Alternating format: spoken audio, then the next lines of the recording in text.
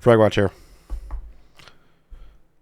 Today we're going to be doing my final review of the Pulsar CrazyLight. It's nice. For those of you that don't know, the CrazyLight is in X2. That's CrazyLight. Wait. Okay, they have a lot cooler colorways than this out for this. The green one is nice. I want that one. Anyways, comes with a cool dongle. It's clear. Plain Jane, but very cool. Gets the job done. Sits firmly. Nice little rubber pad. Alright. Let's get into it. You got their default skates. Love it. Just really solid design. It feels solidly built. I can squeeze it pretty hard. Not giving it my all, but giving it a pretty good squeeze. I got a hair on it. There we go. And it's nice. Scroll wheel has the nice transitions on the side. You get that nice smoothness so you can go back and forth, and it really feels nice. The powder coating is nice. I would compare it. I would compare it to, where is that bad boy? I don't have it on my desk. I think it is more akin to like the Sora, or it almost feels like that HitScan Hyperlight coating, that same like awesome powder coating that everyone seems to be gyrating and going towards. It's nice. Anyways, here's the clicks. Almost no wobble. There's about 1 millimeter pre-travel on both clicks. The scroll wheel is tactile. Very nice click. Very nice bounce back on mouse 1, mouse 2, mouse 3. The stepping is immediate and definite and definitive. There's no, it's the best. Their encoders, it's the best in the game. Period. End of story. No competition. No one even comes close. Anyways, all right. Side mouse buttons. They're a little small. Little small. Let's get the Lamzu ink out here, for example. Right. These are quite a bit thicker than the CrazyLight, and this is a much bigger mouse, but you know what I mean. Let's get the BeastX Mini. So this is the BeastX Pro Mini. Look how much bigger those side mouse buttons are. Now they're not as long, so the Pulsar has the advantage in that. Even with the regular Beast Pro, they're not as long as these. So that's an advantage to Pulsar, but the width obviously is better on the Beast. And here's a Death Adder, or the Viper V3 Sentinels. Just a lot thicker. Anyways, but these are, listen to that. It's a side mouse button. That's crazy. It's super tactile. Super good feeling. Good rebound force off the button. It's just like there's little slight grooves on the mouse buttons on this X2 that are they feel more pronounced than the other X2s. It feels like my fingers just jostle in like an old Death Adder. You guys remember the old Death Adders? They had like the super scooped in like buttons, like for mouse 1, mouse 2. It feels kind of like that, which is bizarre. Software, it works. I believe they have web software that works with this now. I didn't try it with this. I tried it with the Feynman, and it worked fine. I'm sure it's the same with this. I use 2K polling. This goes all the way up to 8K, obviously. I pretty much keep my stuff at 2K just for consistency reasons. I had no issues with the sensor tracking on, obviously, glass or cloth. I've tested this on crap, man. 10. I've probably played with this on 10 pads, and I had a great time. If you've watched any of my live streams, I've had a great time with this bad boy because I'd reach for it whenever I started doing bad. Just like, let's go back to the basics here. You know what I mean? And it's good. The skate design is it's Pulsar through and through. Uh, just really solid skates. I mean, these huge ass skates on glass, just it's quiet. They're good. They're durable as hell. Like, look at that. I've probably put 15 hours on with this on glass, and it's held up remarkably well. So, would I recommend this mouse? Yeah. Let's get that out of the way before I recommend hand sizes. I recommend this mouse. Full stop. Unless you're a palm gripper, I recommend this mouse. CrazyLight. Awesome. Okay, let's get the hand sizes. My hands to the index finger, 16.5. Middle finger, 17.5. Width is 12 to 12.5. Depending on how much water I'm retaining that day, it varies that much. Like, it's wild. I got palm thickness due to drumming and flicking a lighter for 13 years. So I got very muscular thumbs.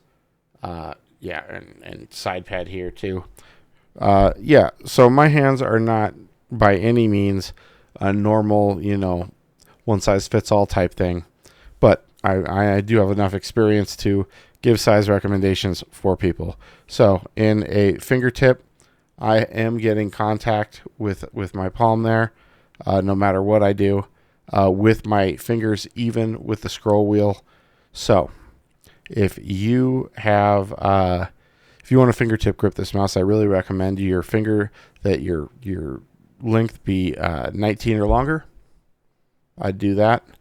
And the width, really, you can get away with like 8 or 9 wide or higher to fingertip grip this. For an aggressive claw or a hawk grip, I think you can get away with, really, if only for hawk, if you only need that much room, I think 16.5, 17, all the way up to 21, 22. You can do hawk grip or an aggressive claw, and be pretty comfortable with it. Again, for that, I would say you want to be 8, 9 wide, in that range. I think that's going to be the consistent for this entire segment. For a relaxed claw, I mean, that's almost not relaxed claw, right? It's a mini shape, so it's you really can't get a relaxed claw on this.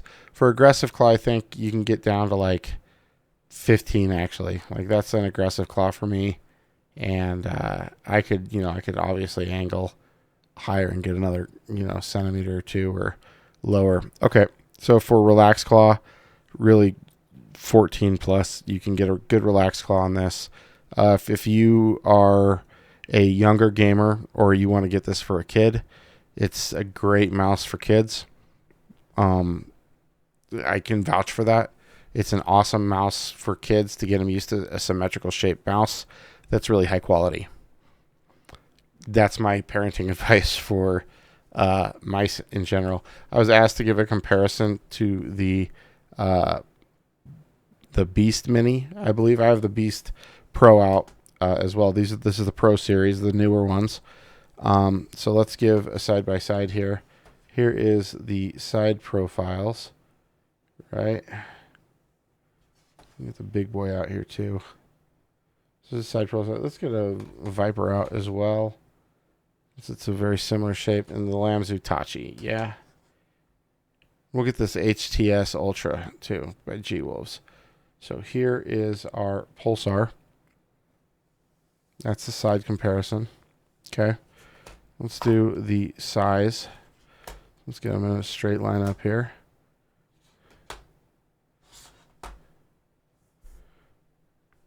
So, as far as mice goes, it's pretty small. It's CrazyLight. It's an X2. It's an X2 V3 size 1. Small. Its height on these two is relatively the same. The Beast Pro Mini is a little bit lower in height, only by a millimeter or two. The back end, man, seems to, you can judge for yourself here.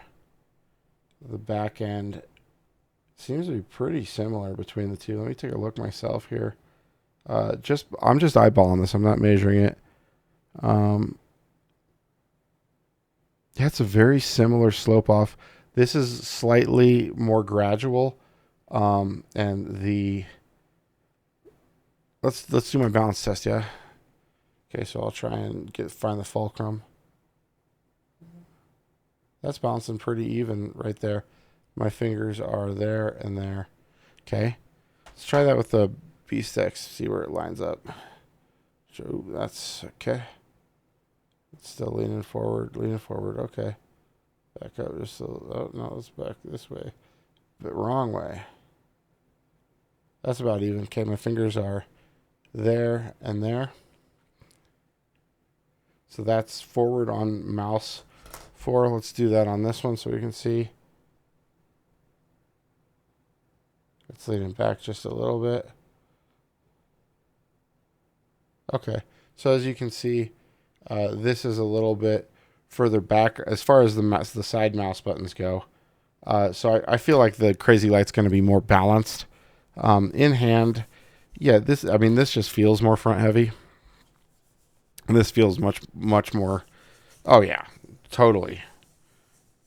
Oh wow, yeah. This feels way more balanced. That's wild. I'm glad I did that. This feels way more evenly balanced in hand than this feels very front heavy. It's not a bad thing. Like this, you still get pretty good granular control with this, but it is definitely much more front heavy. Wow, that's wild. Okay. Wow, I gotta. Yeah, the weight balancing. This feels so much lighter than this Tachi. Yeah, the weight balancing. Really, the closest one is this HTS Ultra. Weight balancing wise, that's cool. Okay, that's good to know.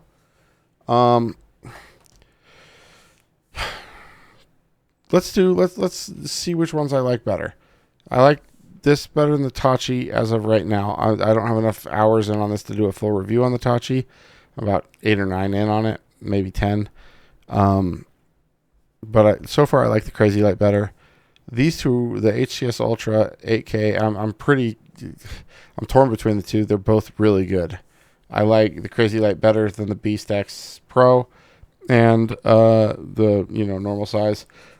And I like the CrazyLight better than the Viper V3 Sentinels Edition. Here's a tough one. Do I like it better than the Strider? Boy, that's a tough one, man. It feels, this is like a wider CrazyLight with Metal Boy. This is like a CrazyLight Metal Boy that's just a little bit wider, but it feels, yeah. I like them about the same, and that's a lot. I love both of them. Full stop. I love both of them. Yeah, so I recommend this mouse through and through. That's it. We'll stop it there. It's just so good. The coating's good. The scroll wheel and the mouse 3 is the best in the business. The clicks have good reactive force. Like I didn't have any issues with debounce or anything like that. Software is good. Sensor is fucking always on point. There's what can I find negative about this? I can't. That's it. That's my review. All right. Catch you guys in the next one. Thanks for watching. Hope I didn't have fucking reverb on. That'd be silly. Right? Oh, I didn't. God, my heart skipped a beat. I looked down. I'm like, oh my God, is it? No, we're good. FragWatch out.